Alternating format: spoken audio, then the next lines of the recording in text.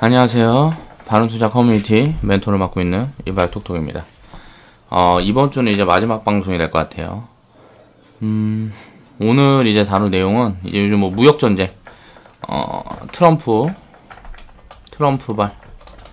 이제 무역전쟁이 시작되었나? 이게 보면은, 이제 시작된 거나 다름없습니다. 관세. 이제 전 세계적인, 이제, 무역국들의 이제 관세를 전체적으로 거의 지금 뭐라 그래야 되지? 뭐 철강 관세 해갖고 뭐 25%인가 하고 뭐 알루미늄인가 뭐 해갖고 10%인가 하고 지금 관세를 매겼죠. 그러면서 이제 자국의 이익에 도움되는 그런 무역만 하겠다 뭐 이런 취지인데 다른 나라에서 이제 가만히 있을 리가 없겠죠. 그래서 치고받고 하면서 이런 부분이 이제 확대될 건데 이걸 이제 어떻게 우리가 분석을 해야 되나 이 부분에 대한 거를 오늘 이제 좀 알아보겠습니다. 먼저 덧글 저번에 올렸던 영상 덧글 한번 보고 갈게요.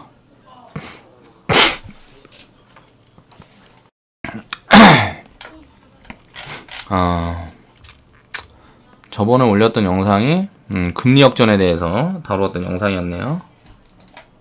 한번 보겠습니다. 공부하고 갑니다. 슈라님 잘 봤습니다. 주식 비중 줄여놓고 영상 보면서 공부 중입니다. 지금은 이제 뭐 주식 비중 줄여놓는 게 맞아요. 30%면. 근데 이제 이거를 조금 뭐 조정 들어왔다고 확 채워버리고 뭐 이렇게 하면 안 되겠죠. 내가 트레이딩을 할 거냐 아니면 기다렸다가 좋은 기회를 잡을 거냐 하면은 한참 기다려야 될 거예요. 그러니까 이런 부분들을 한번 체크를 해보면서 제 영상을 통해서 제가 분석하는 내용들 그런 걸 보고 또 이제 체크를 하면서 이제 포지션을 취하면 좀 도움이 됐으면 좋겠어요. 제 분석이 뭐 100% 맞는다고 할 수는 없지만 확률이 검증이 되고 있죠. 영상을 통해서. 좋은 영상 감사합니다. 영상 잘 봤습니다. 항상 좋은 내용 감사드립니다.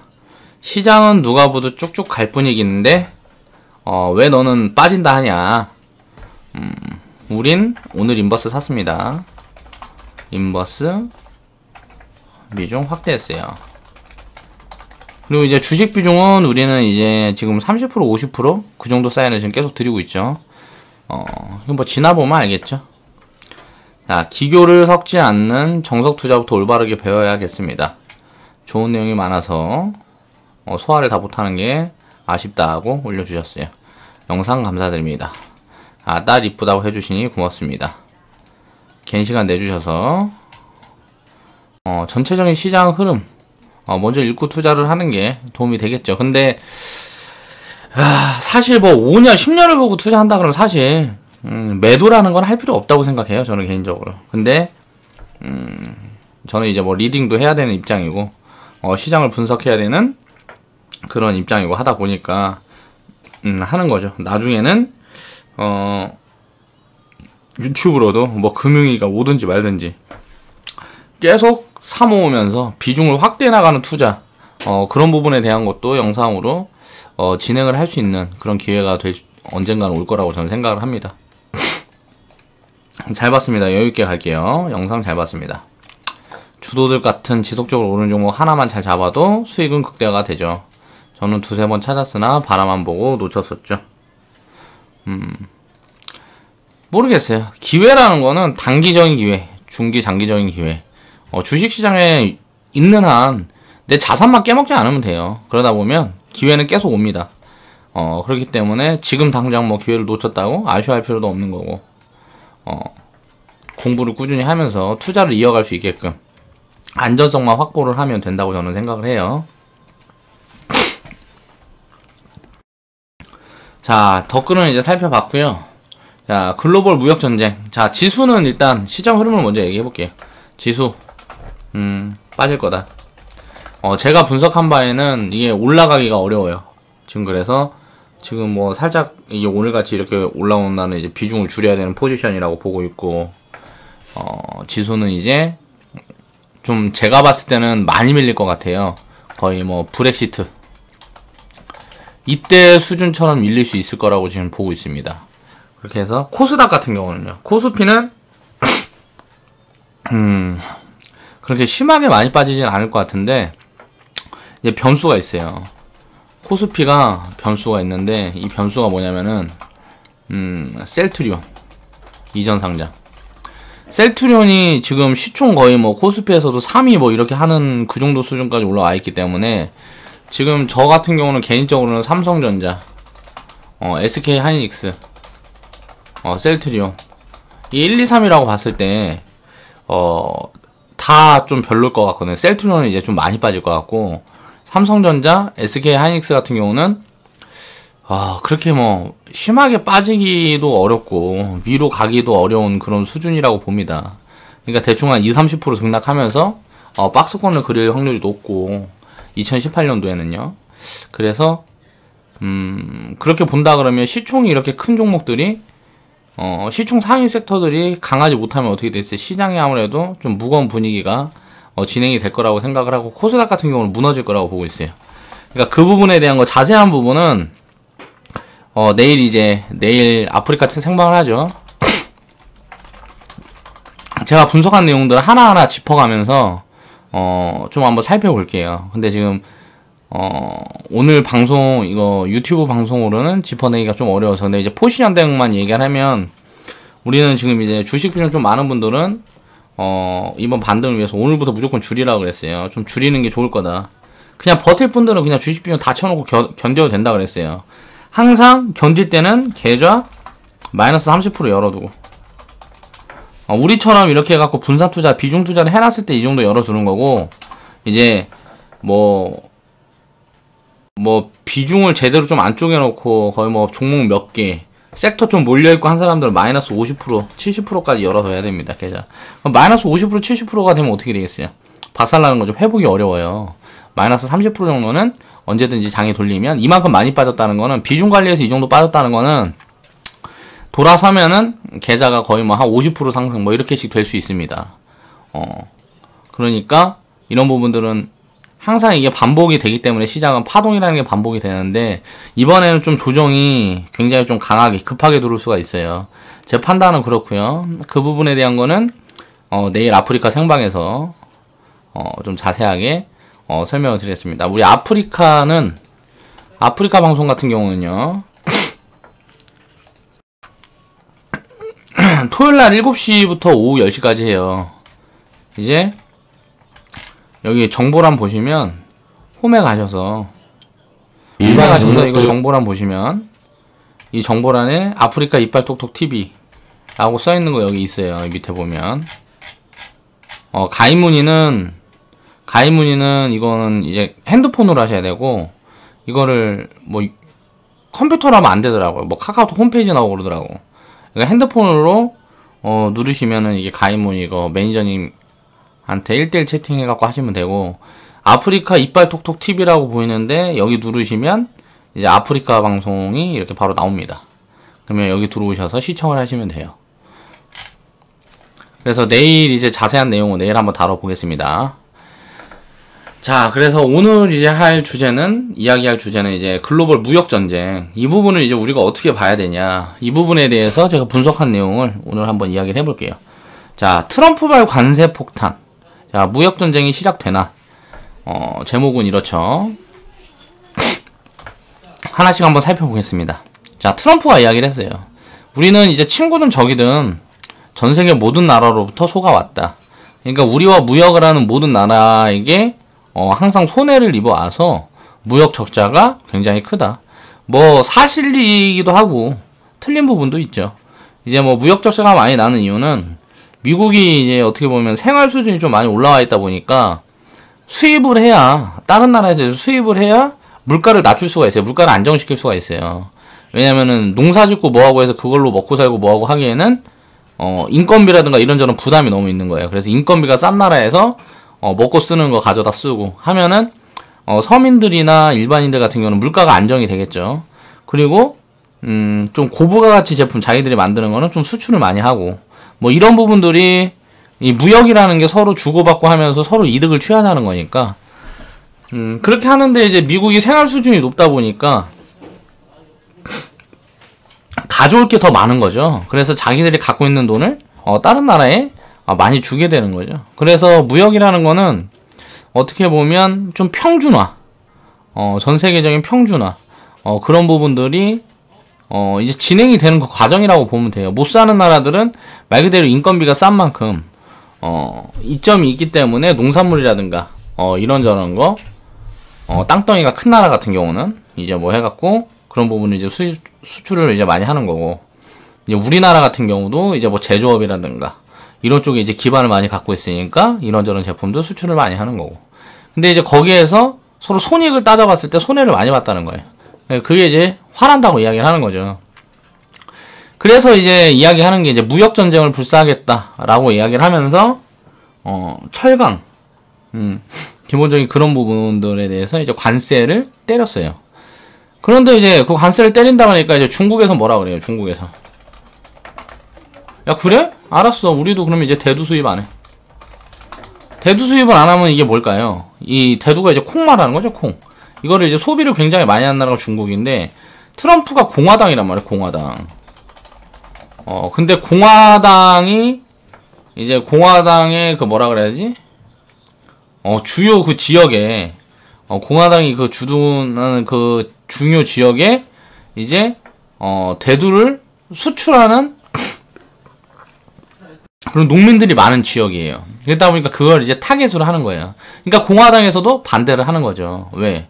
자기 표를 잃으면 안 되니까. 여기 트럼프 정책에 찬성을 해버리면 어떻게 돼요? 대두 생산하는 사람들은 이 새끼 봐라, 내가 뽑아줬더니 저딴 소리 하고 있어? 그럼 이제 표를 안 줄 거 아니야. 그럼 이제 표가 어디로 가 있어? 민주당이나 뭐 딴 데로 가겠, 민주당이 아니고 어디야? 공화당이나 딴 데는. 아무튼 걸로 가겠지. 그러니까 표심을 잡기 위해서 반대를 하는 거란 말이에요. 무역전쟁 해든지 말든지 뭐 상관이 없어. 관심도 없고. 그러니까 정치인들이 다 개새끼들이야. 다 지 입속 차리기 위해서 뭐 이런저런 이 정치적인 무언가 그 부분 때문에 지금 이제 트럼프도 이러는 거고, 트럼프도 이번에 뭐 이제 지방선거 있고 뭐하고 하니까 자기 지역구에서 표심 잡으려고 이제 뭐 이런 정책을 이제 자꾸 이야기를 하는 거죠. 그렇게 분석을 하는 내용들이 많아요. 그건 그렇고, 이게 이제 우리는 주식 투자를 하는데 어떻게 영향을 미칠 것인가 봐야 되잖아요. 일단 무역전쟁을 한다 그러고 뭐하고 하면 우리나라는 수출을 많이 하는 나라죠. 당연히 타격이 있습니다. 이게 뭐 전 세계적으로 확산이 된다 그러면 그래서 타격이 있어요. 그러니까 그런 부분들이 리스크를 일단 심리적으로 먼저 타격이 올 거예요. 그리고 나서 기업들이 실적이 안 좋아지고 뭐하고 하는 부분들이 보이면 이건 진짜 큰 위협이 되는데, 아직까지 그 정도는 아니라고 보고, 왜냐면 전 세계가 서로 싸우는 게 아니고 전부 보호 무역을 하는 게 아니에요. 미국과 지금 대립하고 있는 데가 어디예요? 중국이죠. 근데 미국이 원래 자유무역을 했단 말이에요. 미국이 원래 이제 자유무역을 했어. 근데 이거를 트럼프가 당선되면서 보호무역으로 바꾸라고 그래. 그쵸? 중국은 어때요? 공산당이에요. 중국은 보호무역을 했어요. 그러다가 이제 이걸 자유무역으로 바뀌었죠. 그럼 이제 큰 흐름이, 제가 판단했을 때는 큰 흐름이 이제 미국에서 중국으로 넘어오는 거고, 유럽에서 아시아로 넘어오고 있는 거예요. 이런 부분들이 이제 지금 유럽 연합 중에서, 유럽에서 이제 뭐 탈퇴하고 그리스, 이탈리아, 스페인 뭐 다 힘들어졌잖아요, 나라가. 이제 뭐 2008년도 뭐 이제 그거 서브프라임 터지면서 박살났단 말이에요. 뭐 그리스 디폴트하니 어쩌니 하면서. 뭐 유럽에서 이제 EU 연합에서 이제 나간 국가들이나 뭐 이런 국가들은 이 보호무역 체제로 들어가려는 국가들이 좀 있어요. 이제 그 나라들은 이제 고립이 되는 거죠. 그리고 이제 앞으로는 자유무역을 하는 나라들끼리 만약 뭉치게 되면 이건 이제 중국을 필두로 이렇게 뭉치게 되겠죠. 그럼 어떻게 될까요? 이거는 과거에 이제 뭐 대공황 보통 보면은 1930년 이제 뭐 대공황, 그러니까 이제 서로 무역에 대한 부분을 이제 줄이고 뭐하고 하다 보니까 그게 이제 다 부메랑이 되어서 자국으로 이제 돌아오는 거죠. 그래서 다들 이제 힘들어졌던 이 상황과 비교를 많이 하는데, 그때와는 지금은 이제 좀 다릅니다. 그 1930년도에 그 대공황에 대한 경험이 있어요. 그렇기 때문에 그렇게 똑같이 끌어가질 않아. 인간이라는 건 항상 학습을 하면 그 리스크라는 건 똑같이 터지진 않아요. 무언가 변화가 생겨서 다른 생각하지 못했던 리스크가 오는 거기 때문에 대공황에 대한 이제 그런 리스크는 이제 오지 않을 것 같아요. 그래서 그 부분은 어느 정도 심리적인 문제가 이제 발생을 하고 이제 기업들이 실적이 계속 좋아지고 지금 경제가 어때요? 4차 산업으로 인해서 지금 전 세계 경제가 이제 화랑이란 말이에요. 그러면 심리적인 부분에서 굉장히 기업 가치가 더 싸질 뿐이다. 그 기간은 얼마나 빠질지 모르겠지만 잡히면 시장은 다시 갈 거다. 그래서 이제 유럽에 대해서 우리는 이제 거기서 비즈니스를 할 수 없다.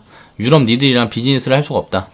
관세는 물론 그보다 더 심한 무역 장벽 때문이다. 그러니까 니들이 이거 풀어줘야 되는데 그런 거 안 풀어줘서 니들이랑 뭐 거래를 해서 장사하기가 힘들다 그 말이에요.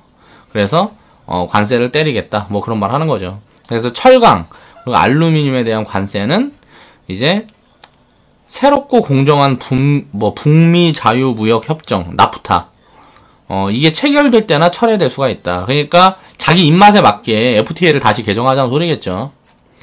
그렇게 해서 지금 보면은 그러니까 자기 실속을 차리겠다는 소리예요. 그래서 어디더라? 캐나다하고 멕시코. 멕시코는 이제 나프타. 이 부분에 대해서 나중에 이제 뭐 관세를 매기든지 하고 지금은 이제 보류하겠다. 그리고 멕시코하고 캐나다만 빼고 다 이제 관세를 적용시키겠다. 언제부터? 15일 후부터. 이거는 한국이나 일본 같은 이제 뭐 우방 같은 경우는 15일 동안 이제 이야기를 좀 해보자. 그렇게 해서 조금 어느 정도 여지를 주긴 했는데, 지금 이제 제외 대상에 있는 건 캐나다하고 멕시코밖에 없어요. 그러니까 여기저기서 이제 중국에서는 거의 뭐 보복 조치를 할 게 거의 확실해 보이고, 유럽에서도 이제 보복 조치를 할 걸로 보여지죠. 그 부분에 대한 언급도 다 있었고. 그래서 캐나다, 멕시코를 상대로 진행 중인 나프타 재협상 결과에 따라서 이제 여지를 남겨뒀고, 그러니까 여기에서 유리하게 정치적으로 이제 유리하게 끌고 가기 위해서 이 카드를 꺼내둔 거라고 볼 수 있고, 트럼프가 사실 어떻게 보면 사업을 하던 사람이라 그래서 그런가 비즈니스는 잘하는데 문제가 뭐냐면요, 정치를 사업처럼 하면 안 된다고 생각해요. 왜냐면은 이렇게 하게 되면 적이 굉장히 많아지죠. 정치는 이 사람한테 살살대고 저 사람한테 살살대고 이런 걸 잘하는 사람들이 해야 돼요. 그러니까 무슨 뭐 과거로 치면은 아첨꾼들 그런 사람들이 해야지. 딱 해서 뭐 내가 네 거 뺏고 내 거 뺏고 다 내 거 네 것도 뺏고 내 거는 원래 내 거니까 갖고 있고 뭐 이런 식으로 지금 트럼프는 정치를 하고 있잖아요.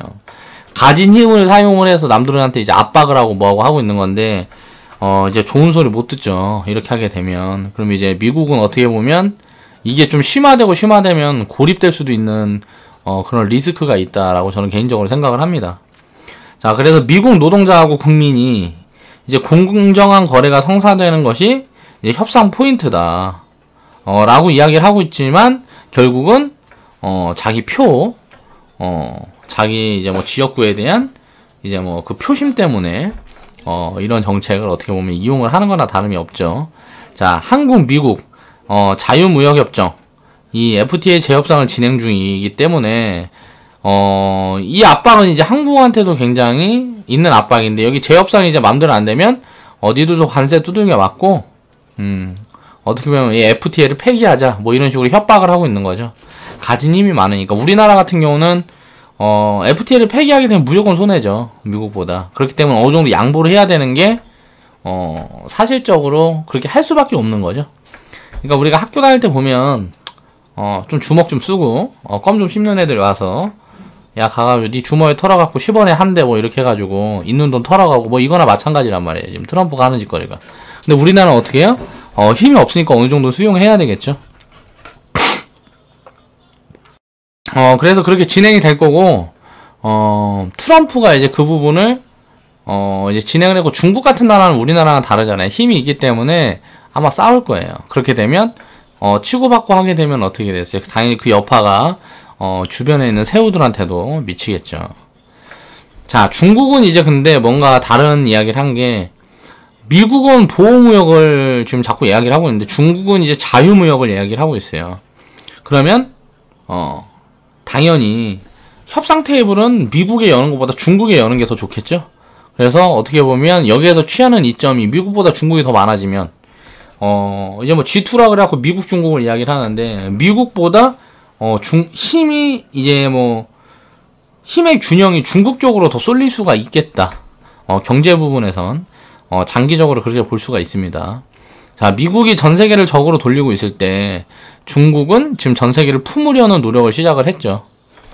자, 미국에서 중국으로 이제 전 세계 경제 주도권이 넘어가고 있는데 지금 유럽, 아메리카에서 아시아로 경제 주도권이 넘어오고 있다는 이 근거라고 볼 수가 있다. 저는 이렇게 판단을 하고 있고요. 미국이나 유럽 이런 데는 좀 이제 살 만큼 살기 때문에 사람들이 이렇게 부지런하지 못해요. 이제 요즘 뭐 베트남이나 필리핀, 동남아시아나 이쪽이 이제 가장 부지런한 사람 중에 속하고, 아시아도 어떻게 보면 좀 많이 게을러졌죠. 그래도 미국보다는 훨씬 부지런하다는 거죠. 취하려고 하는 욕심 같은 부분도 더 크고, 그렇다 보니까 당연히 아시아나 이제 아시아보다는 동남아가 성장을 더 빠르게 할 수가 있겠죠. 자, 중국은 이제 트럼프를 기회로 삼아서 전 세계를 자신의 편으로 만들려는 이 움직임을 시작했다라고 저는 이제 분석을 하고 있고요. 자, 공산주의를 지금 일부 내려놓고 중국이 막강한 인력과 또 거대한 땅덩이를 힘으로 전 세계를 평정하려는 이 계획에 트럼프는 어떻게 보면 엉뚱한 길로 들어서서 의도치 않게 동참하는 거나 다름없다고 저는 이제 판단을 하고 있습니다. 그러니까 트럼프는 여기저기서 이야기하는 걸 다 귀를 닫고 자기가 하고 싶은 대로 하는 거고, 중국 같은 경우는 여기저기 여지를 자꾸 열어두는 거예요. 지금도 어떻게 보면 이제 북한 같은 경우, 북한에서 지금 이제 핵폐기 이 부분에 대한 호재가 나왔다는 엄청난 호재. 이게 진짜로 그렇게 진행이 되면 통일 이게 가능하겠죠. 그러니까 이런 부분들이 만약 진행이 되면 우리나라도 어마어마한 성장을 할 수가 있고, 또 기업들이 지금 가지고 있는 밸류에이션이나 우리가 주식시장에 있는 그 기업들의 밸류에이션을 보면 전 세계보다 거의 50%에서 30%씩은 이상은 디스카운트를 다 받고 있단 말이에요. 이 부분이 해소되면 한국으로 어마어마한 자본이 들어온다고 볼 수 있어요. 그리고 또 이제 북한과 통일을 하게 되면 이제 뭐 관광 국가 같은 것도 이제 뭐 이제 한류를 이제 한류를 뭐라 그래야 되지? 매기로 해가지고 굉장한 관광 국가가 또 될 수가 있고, 또 이제 물류 산업 같은 경우도 보면 이제 뭐 러시아와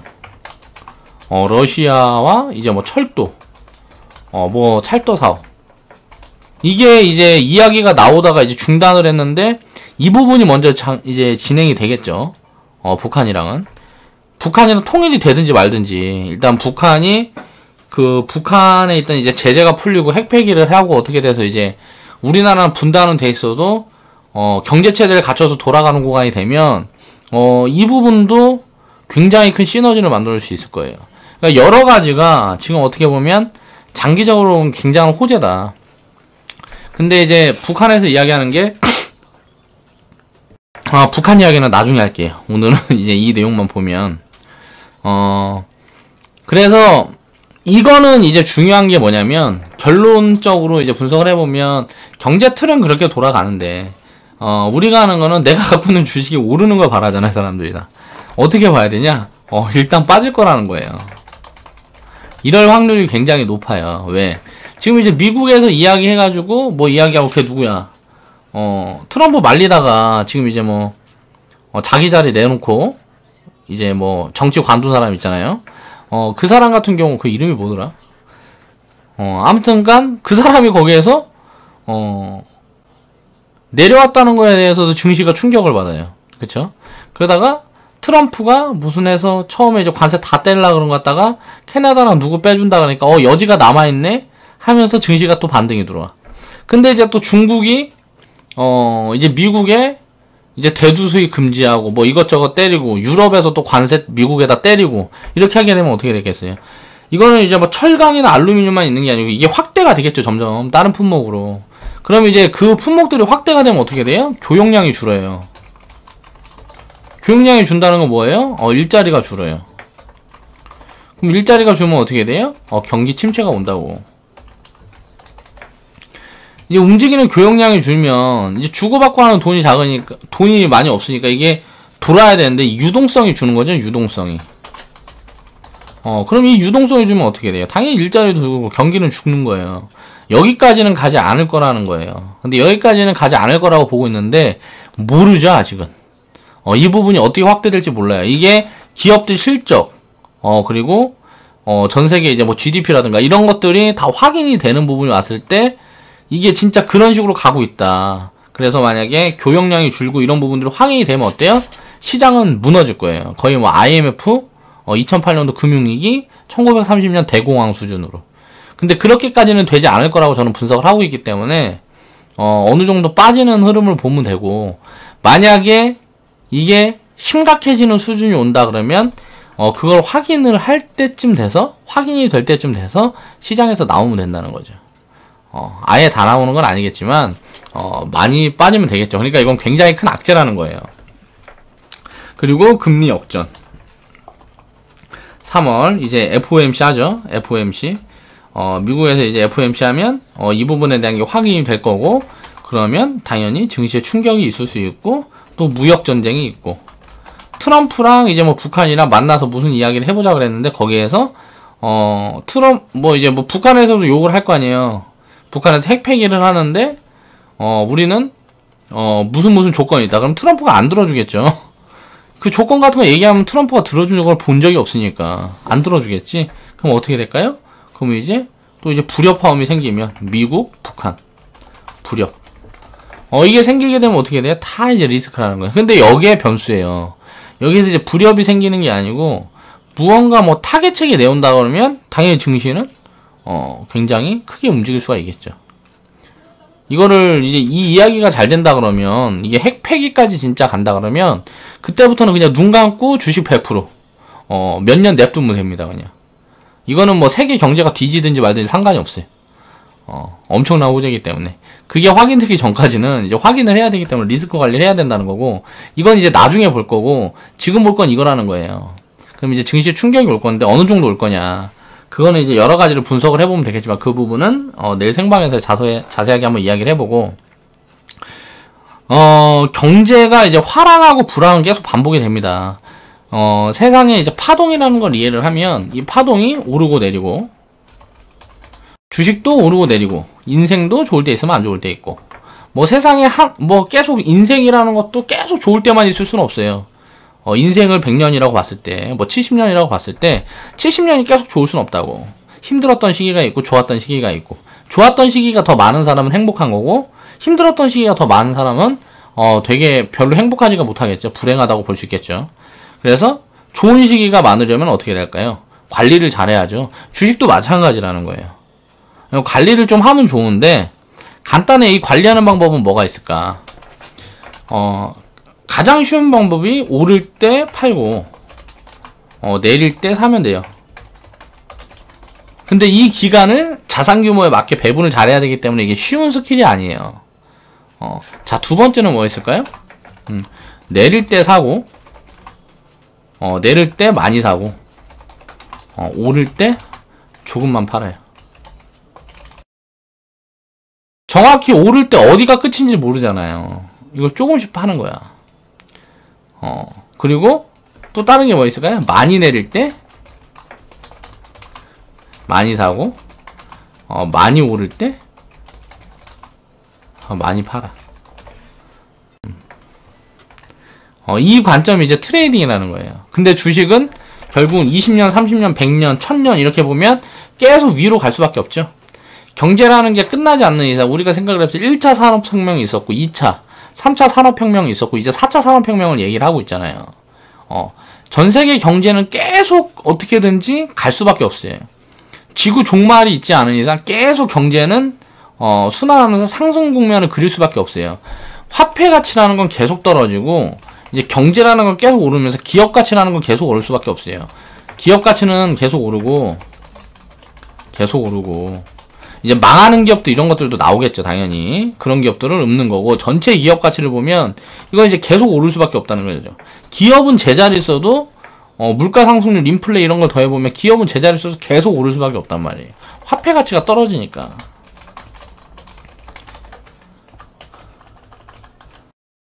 망하지 않으면 기업은 계속 돈을 더 확대해서 벌 수밖에 없다는 거죠. 그 기업을 못하는 게 주식시장이니까. 그러면 어때요? 그냥 많이 내릴 때만 사면 되잖아요. 많이 내릴 때 사서 어떻게 돼요? 갖고 있으면 되잖아요. 그리고 돈 필요할 때만 찾아 쓰는 거야. 돈 필요할 때만 찾아 쓰고 계속 갖고 있는 거야. 그냥 많이 내릴 때만 사고 계속 모았다가 기다리고 하면서 계속 저축하다가 많이 빠지면은 사고 많이 오르면 조금 팔면 조금 팔아도 좋겠죠. 많이 오르면은 원금만 팔아. 갖고 있는 거 그냥 계속 갖고 있고. 그러다 또 많이 내릴 때까지 기다렸다 많이 내리면 또 사. 이걸 반복한다 그러면 당연히 수익이 많이 나겠죠. 근데 보통 사람들은 어때요? 오르면 따라 사고 내리면 손절하고. 오르면 따라 사고 내리면 손절하고. 이게 뭐 분석을 해서 이게 더 내릴 것 같고 지금 이제 내리는 게 시작이야. 그러면 그 구간에 팔아놨다가 분할로 채우는 거는 이건 좋은 작전이 되겠죠. 근데 내리면 손절하고 이제 떠나 시장을. 응? 오를 때 따라 사서 내리면 손절하고 나 망했다고 시장을 떠나. 그럼 어떻게 되겠어요? 그 사람 망한 거죠. 그러니까 대부분이 다 그렇다. 그래서 이 파동을 이해를 하게 되면 경제 화랑하고 불황은 계속 반복이 되기 때문에 이게 작은 불황이 있고 큰 불황이 있고 작은 화랑이 있고 큰 화랑이 있고 할 거 아니에요. 지금은 어때요? 4차 산업 있잖아요. 4차 산업. 큰 화랑이에요. 화랑. 이 4차 산업은 시작도 안 했죠. 아직. 이거 이제 한 10년 후나 돼야 이제 이게 끝난다고. 그러면 그 전에 있던 악재는 지수가 30% 빠지든지 50% 다 작은 악재야. 큰 악재는 언제 들어올까요? 이 4차 산업이 세상에 입혀지게 되면. 이게 입혀지는 과정에서 만약 빈부격차가 굉장히 커진다. 그럼 여기저기 막 폭동 일어나고 난리 날 거 아니에요. 그러면서 그런 부분에 따라서 이제 뭐 무너질 거고. 그런 게 아니라 그러면 이제 더 이상 이제 기업들이 뭐 수익을 내고 뭐하고 해야 되는데 많은 사람들이 4차 산업이 입혀주고 뭐하고 하면 돈이 안 도는 흐름이 있다. 뭐 어떤 무언가가 나타나겠죠. 그럼 그 리스크 때문에 큰 화랑이 오면 큰 불황이 오는 거예요. 지금은 이 큰 화랑이 없었어요. 아직 시장에. 그렇기 때문에 이제 작은 악재만 있는 거죠. 미국 같은 경우는 얘기가 좀 다르죠. 굉장히 오래 올랐기 때문에 박살날 수가 있는데 지금은 이제 단기적으로 미국은 하락했다가 반등을 다 해버렸죠. 빠진 만큼 다 올라버렸다. 우리나라는 어때요? 빠진 만큼 다 못 올랐죠. 그만큼 약한 거예요. 우리나라 더 많이 무너진다 그래도 결국은 전체적인 시장으로 보면 밸류에이션이 미국보다 한국이 훨씬 우수하죠. 저평가를 북한 뭐라 그래야 돼? 북한 디스카운트를 받고 어쩌고저쩌고 뭐하고 다 입힌다 그래도 한국 중심은 굉장히 저평가예요. 그렇기 때문에 이런 부분들은 언젠가는 메워진다. 언젠간. 그러면 우리나라가 결국은 지금부터 길게 보면 미국보다 상승 탄력이 크겠죠. 뭐 10년 이렇게 보면. 그럼 미국 시장이 아니고 한국 시장에다 투자를 해야 되는 거예요. 그래서 이 화랑과 불황, 그리고 주가가 오르고 내리고, 이 부분에 대해서 이제 무념무상이 좀 될 줄 될 수 있어야 돼. 가치 분석을 해놨다 그러면 왜? 가치 분석은 왜요? 가치 분석은. 싼 거 살라고 하는 거잖아. 미래 모멘텀 있고 뭐하고 다 좋아. 근데 가치가 어때요? 비싸면. 의미가 없어. 바이오, 미래 무슨 뭐 해갖고 200세 시대 되고 100세 시대 되고 나중에 사람들 아프면 약 다 해먹어야 되니까. 약은 무조건 먹어야 되고 병은 고쳐야 되니까. 바이오가 시장 규모가 어마어마하고 좋아. 다 좋다 이거야. 근데 지금 당장 가치 분석을 해보면 비싸죠. 그렇죠? 이걸 왜 해요? 이 싼 거 살라고. 싸면서 미래에 좋아질 거. 이런 거 찾아 살라고. 그래가지고 하는 게 가치 분석이잖아요. 그래서 이 흐름을 분석을 해서 화랑과 불황 흐름을 분석을 해서 잘 타게 되면 큰 돈을 벌 수가 있고요. 이걸 이제 잘못 읽고 이제 올라타는데 실패하면 일단 자산의 성장은 지속된다. 가치 분석을 해가지고 실패를 한다 그래도 상관이 없다는 거예요. 그러니까 이런 거 너무 연연할 필요가 없다는 거지. 근데 계좌 자산만 지킬 수 있으려면 그냥 투자 기간만 오래 끌고 가면 무조건 좋아요. 근데 지금 이제 잠깐 피하고 싶으면 이런 리스크가 보여지면 조금 빼는 거죠. 자산 규모는 어느 정도. 왜? 더 싸게 살라고. 내가 시장에서 어디 갈라고가 아니고 더 싸게 살라고. 자, 그렇게 해서 이제 우리가 투자를 하는데 이런 악재는 수도 없이 오죠. 작년에 생각해보자. 9월에 전쟁 난다 그랬죠. 전쟁 난다고. 지금 보니까 어때요? 다 개소리잖아요. 마찬가지예요. 무역전쟁도. 이게 우리가 생각했던 것만큼 이제 치닫지 않고 금방 끝나버릴 수도 있어요. 근데 그런 부분들은 이제 확인이 되기 전에는 미리 발을 빼는 게 아니에요. 시장에서. 이게 진짜 뭐 커져서 전 세계로 번져가고 전 세계가 거꾸로 간다. 지금 전 세계 경기가 살아나고 있는데 갑자기 이거 트럼프 한 마리 때문에 이게 거꾸로 간다. 이런 게 확인이 되면 일단은 발을 빼야겠죠. 근데 그런 부분들은 아직 확인이 되지 않는다는 얘기고요. 이제 무역전쟁이 시작되면 이제 이 악재 규모가 어느 정도일까를 생각을 해봐야 된다는 거죠. 이제 아까 이야기했던 건 1930년하고 비교하는 이들이 많아요.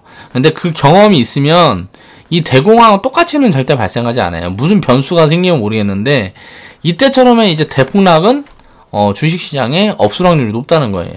지금 이 무역전쟁으로. 왜? 미국 내에서도 트럼프를 반대하는 공화당이 있어요. 그 입지가 점점 커지겠죠. 경기가 안 좋아지면 트럼프 탄핵시켜서라도 바꾸려고 그럴 거라고. 이게 리스크가 보여지면 어떻게 하겠어요? 무역전쟁 멈추겠죠? 그러면서 이제 화해 모드로 가겠죠. 왜? 자국민들이 힘들어지고 뭐하고 하면 어떻게 되겠어요? 원망하고 비난하고 할 거고. 그 비난과 원망을 이겨낼 수 없으면 항복을 하겠죠.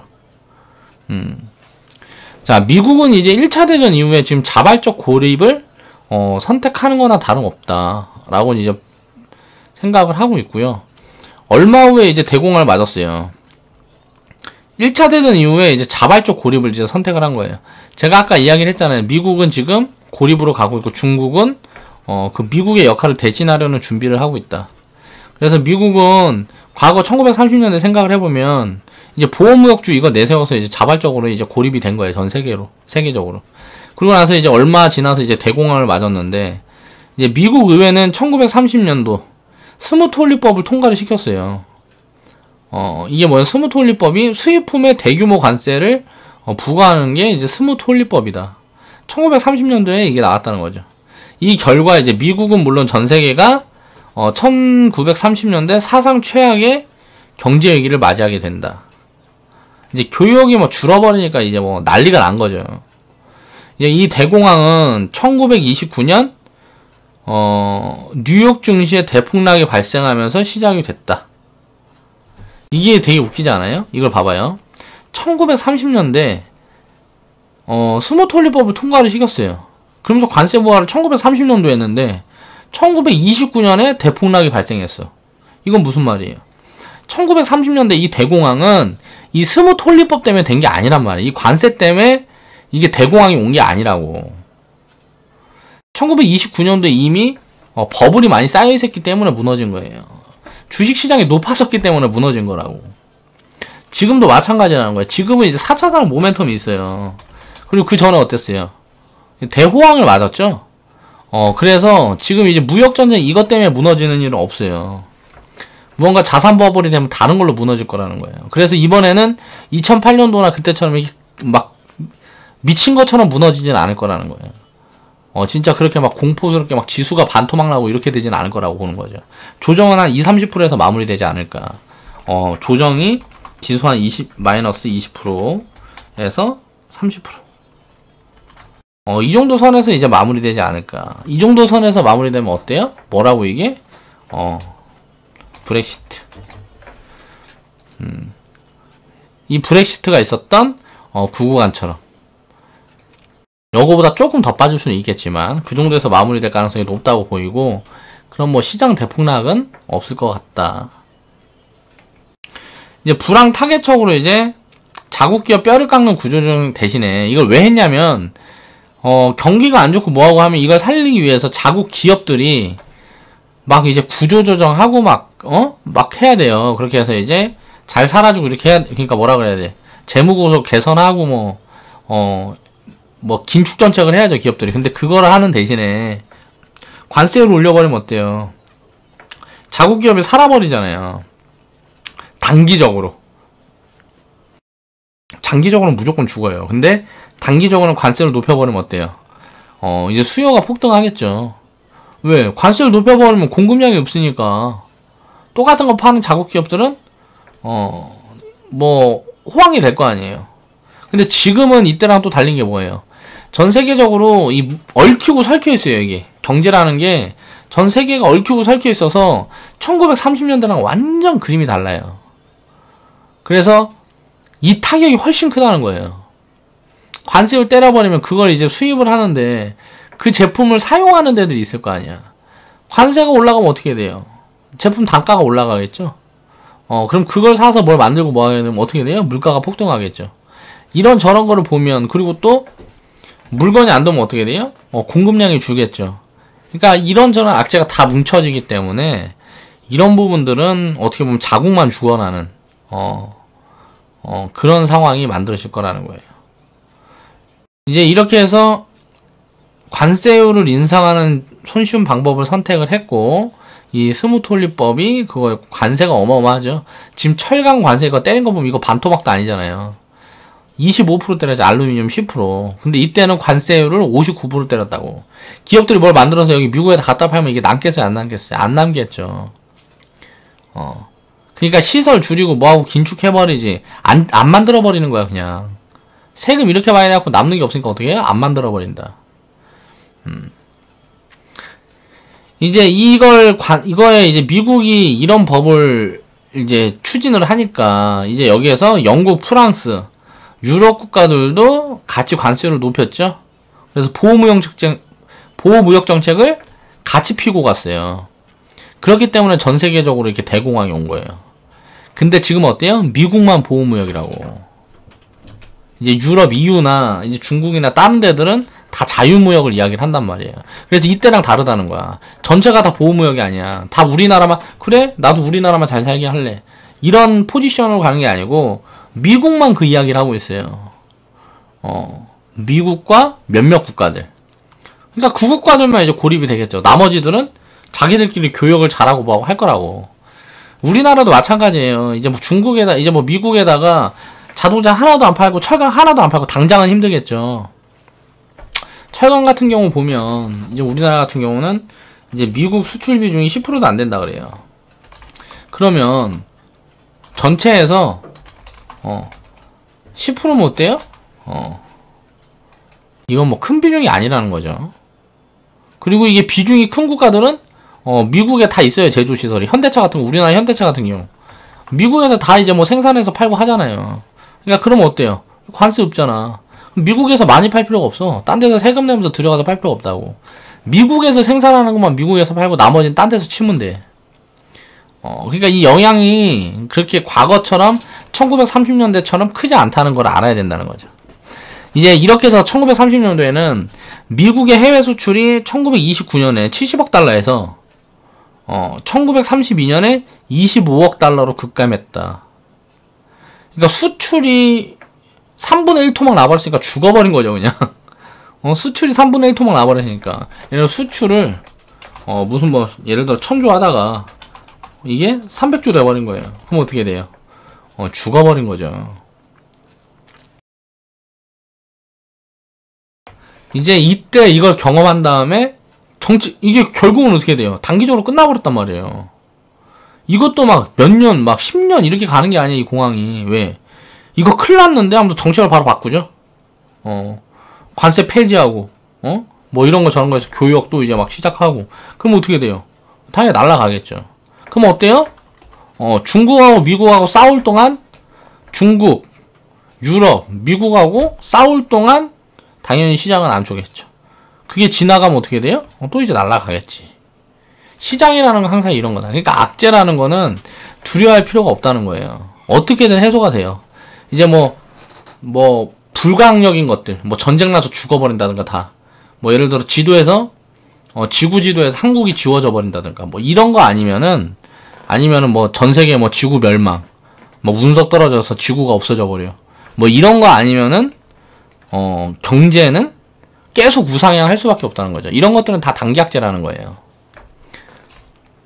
기간은 무조건 6개월 안에 1년 안에 무조건 끝납니다. 자, 개방은 번영이고 폐쇄는 멸망. 이 이제 공식은 영원히 유지가 되죠. 그러니까 보호무역이고 뭐고 닫아 걸고 내가 우물한 개구리 되면 죽는 거예요, 그냥. 근데 내가 남들 거 배우고 선진 문물 익히고 남들 거 갖다 쓰고 뭐 하면서 서로 친해지고 뭐 이렇게 하게 되면 이제 잘 되는 거고, 나 혼자 이렇게 갇혀서 이제 뭐 이상한 짓거리 하면 이제 망가지는 거죠. 이제 국가적인 차원에서도 마찬가지다. 중국은 이제 개혁개방, 그 전에는 힘들었잖아요. 못 살고. 그러다가 이제 개혁개방을 했죠. 공산주의를 바꿨어. 경제를 개방하기로. 원래는 우리끼리만 어떻게 잘 먹고 잘 살자였는데, 그걸 이제 개방을 했단 말이야. 그러다 보니까 발전하고 또 발전하고, 그러다가 결국은 G2의 반열에 올라있죠, 지금. 이게 왜 이렇게 됐을까? 중국이 개방을 해서 그래, 개방을. 다른 나라들이랑, 다른 국가들이랑 서로 손잡고 이걸 하다 보니까 이점을 많이 취해가지고 이렇게 발전을 한 거죠. 이번에 이제 트럼프의 보호무역에 지금 EU도 미국의 관세 보복을 진행하고 있죠. 뭐 리바이스 청바지 뭐니 막 해갖고 때린다 그러잖아요, 지금 관세를. 그리고 또 이제 전 세계가 이제 미국이 지금 불협화음이 커지고 있다. 이게 뭐 전 세계가 다 서로 싸우는 게 아니고 미국만 왕따가 될 가능성이 있다는 거예요. 그 부분까지 가지 않도록 노력을 해야 되겠고, 미국은 당연히 그만큼 트럼프 대통령이 멍청할 거라고 생각을 하지 않습니다. 자, 이제 이때 중국은 개방 정책을 유지를 하고 미국과 혈맹으로 얽혀있는 국가들을 자신의 편으로 돌리려는 노력을 하고 있다. 제가 판단한 건 이거예요. 미국은 계속 보호무역을 이야기를 하고 있는데 중국은 자유무역을 이야기한다? 미국의 우방들 있잖아요. 일본이고 한국이고, 미국이 이런 식으로 하면 미국의 감정이 좋지 않겠죠. 그 틈을 파고들어서 이런 것들을 중국 같은 나라가 손쉽게 우방을 만들 수가 있겠죠. 자, 미국이 소외가 되고 전 세계가 미국을 왕따시키는 이런 경제체계가 유지될 가능성이 가장 높다 보여집니다. 제가 분석을 해보면. 이 체제가 유지가 된다 그러면 트럼프가 말 같은 거 안 받고 계속 이렇게 깡패짓거리 하면 전 세계도 그걸 받아줄 리가 없겠죠, 당연히. 그리고 이제 미국과 같은 노선을 취하는 국가들, 이런 국가들이 몇몇 개 있긴 있어요, 유럽에. 그러니까 이런 국가들은 이제 실업률 증가, 국민들이 어디 일할 데가 없었고 다 굶어 죽겠죠. 그리고 이제 경제에 큰 타격을 입을 것은 이제 뻔한 그림이다. 이게 장기화 된다 그러면, 단기적으로 끝나면 문제가 아닌데 이게 장기화 된다 그러면 그런 부분이 될 수가 있다는 거고, 이제 미국과 중국은 고래예요. 굉장히 크죠. 큰 나라죠. 한국은 새우란 말, 우린 새우야. 고래 싸움에 새우등 터진다고 우리나라에 기가 막힌 속담이 있잖아요. 상황을 살펴야 된다는 거죠. 미국, 중국이 붙어 먹을 때 그 파장이 어느 정도일지는 예측을 할 수가 없어요. 그 파장이 어느 정도일지는 외국인 자본이 빠져나가는 거, 또 뭐 이런저런 우리나라의 유동성이 얼마나 있는지, 또 가계부채 뭐 이런 저런 걸 뭐 다 판단해야 되기 때문에 이건 판단이 안 된다고. 대응의 영역이라는 거죠. 그러니까 지금 이제 미리 겁집어 먹고 두려워할 필요가 없다는 거예요. 자, 무역전쟁으로 전 세계가 이제 대세 하락이 진행이 되게 되면 그냥 우리 인버스 비중 늘리고 주식 비중을 줄이면 돼요. 근데 이렇게 될 확률은 굉장히 낮죠. 굉장히 낮아요. 그냥 트럼프도 정치적으로 이용한 것 뿐이고 나중에 충분히 말을 바꿀 수 있다고 저는 보여집니다. 보고 있습니다. 그래서 오늘도 하는 이야기는 뭐냐면 무역전쟁. 요즘 막 공포감을 어마어마하게 조장을 하고 있어요. 근데 그러다가 이제 이거를 북한에서 핵폐기 뭐 이런 거 이야기하면서 완전히 투자 심리를 돌려놨죠. 근데 결론은 주식은 어때요? 가치에 따라 연동하죠. 이거는 가치 연동. 테마로 움직이는 거는 한계가 있다는 거죠. 주식은 항상 가치를 연동해서 움직입니다. 가치에 연동해서, 기업 가치에 연동해서. 기업 가치에 연동해서 주식은 이제 상승을 하고 하락을 하고 한단 말이에요. 글로벌 무역 전쟁. 이 부분이 확대되고 뭐하고 하면 굉장히 큰 리스크인데, 우리나라에서는 어떤 기업들이 리스크가 있을까? IT 제조업, 자동차, 철강, 뭐 이런 섹터들이 단기적으로는 좀 뭐가 있을 수 있겠죠. 리스크가 있을 수 있겠죠. 반대로 무역전쟁이 이게 뭐 이런 식으로 하면 수출주들이 아닌 기업들은 어때요? 이제 뭐 내수 관련주라든가 뭐 있죠? 많이 있죠. 음식료, 뭐 의류, 이게 대표적인 거고, 이제 뭐 보면은 에너지 관련주들. 에너지인데 수출 비중이 크지 않고 우리나라 에너지 유통 관련주 뭐 있어요? 한국전력. 뭐 이런저런 여러 가지 기업들은 되든지 말든지 필요가 없단 말이에요. 뭐 이제 또 뭐 있어? 엔터 뭐 이런 건 이제 중국발이니까 중국 관련주들. 뭐 여행이니 뭐 화장품이니 뭐 이런저런 것들. 근데 그런 것들은 밸류에이션이 너무 높아요. 엔터, 화장품 다 밸류에이션이 높아. 그러니까 고밸류를 받고 있단 말이에요, 지금. 그래서 이게 이번에 만약 확대가 된다 그러면 뭐 다 마찬가지예요. 이제 뭐 게임도 있을 거고 뭐 백화점이요 뭐 다 있겠죠. 게임 무슨 그 뭐야 뭐 미디어 엔터 뭐 중국 소비 관련주 무슨 뭐 여행 무슨 뭐 별로 뭐 다 있겠 그것도 뭐 이런 거 저런 거 막 있을 거란 말이에요. 중국 관련주들. 그러면 이쪽 애들은 좀 움직일 수가 있어요. 미국에 관련되어 있는 주식들만 좀 안 좋겠죠. 그러니까 이런 부분들을 여러 가지 복합적으로 생각을 해보면 뭐냐면 그냥 빠질 때 사면 된다. 그래서 어때요? 오를 때까지 기다린다. 기업 가치를 분석을 해보고 많이 빠질 때 사요. 오를 때까지 기다려서 어느 정도 올랐을 때 나누어 판다. 나누어 파는 기준이 어디서부터 나누어 팔아야 될지, 수익은 어느 정도 챙겨야 될지, 언제까지 보여야 될지, 이런 부분을 스스로 판단이 안 된다면 혼자 투자를 하면 안 되겠죠. 이런 부분이 스스로 판단이 안 되면 혼자 투자하면 안 돼요. 그러니까 이런 부분들을 생각을 해보고, 무역전쟁이라 그래서 너무 크게 불안에 떨고 뭐하고 할 필요도 없지만 너무 안일하게 대처해도 안 됩니다. 지금은 이제 굉장히 좀 기술적으로도 그렇고 기본적인 분석을 해봐도 여러 가지 이슈 같은 분석을 해봐도 창의적으로 분석을 해봐도 계속 지수 제가 분석한 내용은 전부 다 빠질 거라고 이야기를 하고 있어요. 근데 오늘 같은 경우 어때요? 시장을 확 살아나는 것처럼 보이잖아요. 이건 그냥 뭐라고? 개미꼬시기. 개미꼬시기라고. 제가 한 말이 맞는지 아닌지는 이제 시간이 지나보면 알 거고, 지금은 이제 제 판단에는 아직 조정은 시작도 안 했습니다. 그러니까 기간으로 봤을 때 낙폭이 어느 정도 클지는 모르겠지만 기간으로 봤을 때는 조정은 아직 시작도 안 했어요. 그러니까 이 조정이 끝나는 시점을 잘 잡아서 포지션 대응을 할 수 있게 현금을 가지고 있든지, 아니면 많이 빠질 때마다 계속 살 수 있는 자금을 계속 투입할 수 있는 자산이 있든지 둘 중 하나여야 된다는 거예요. 그래가지고 자산을 계속 투입해서 뭐하고 할 수가 없으면 현금을 확보를 해서 좋은 기회를 기다려야 되는 거고, 그냥 뭐 주식 그냥 다 채워놓고 난 매매하고 뭐하고 힘드니까 냅둘래 하는 사람들은 그렇게 버티는 시간을 좀 더 드리면 되겠죠. 자, 오늘은 이제 무역전쟁, 그러니까 트럼프발 이제 무역전쟁에 대해서 제 의견에 대한 그런 부분들을 좀 짚어봤습니다. 내일 생방송에서는 제가 지수 하방을 예측을 하고 있는 그 이유에 대한 부분을 좀 자세하게 한번 풀어보겠습니다. 오늘 영상은 이제 이만 마무리하겠습니다. 좌측 하단에 보시면 추천 마크 있고요. 광고 시청 좀 부탁드릴게요.